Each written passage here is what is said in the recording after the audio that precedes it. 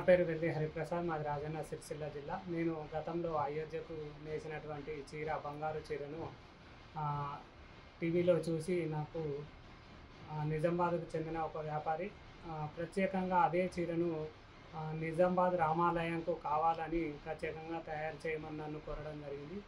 దాదాపు 25 రోజుల పాటు శ్రమించి ఈ చీరను ఈరోజు కంప్లీట్ చేయడం జరిగింది.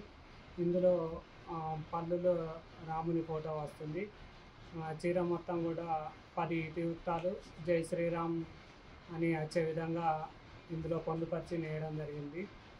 కింది బార్డర్లో రాముల వారి పట్టాభిషేకం మరియు అయోధ్య రామ మందిరం వచ్చే విధంగా, పై బార్డర్లో జై శ్రీరామ్ వచ్చే విధంగా తయారు చేయడం జరిగింది. దీన్ని పూర్తిగా కంప్లీట్ చేయడం జరిగింది. ఈరోజు శ్రీరామనవమి రోజు ఈ చీరను నిజామాబాద్ రామాలయానికి అందిస్తామని వివరించడం జరిగింది. ఈ ఇతివృత్తాల్లో మొదలు రాముడు జన్మించినప్పుడు, తర్వాత విలువిద్యలు, వివాహము, వనవాసము, అదేవిధంగా అక్కడ హనుమంతుడు కలవడం, ఇలా 10 మొత్తం పట్టాభిషేకం వరకు కూడా 10 ఇతివృత్తాలు పొందుపరిచి నేయడం జరిగింది. For more videos like this, subscribe Big TV channel.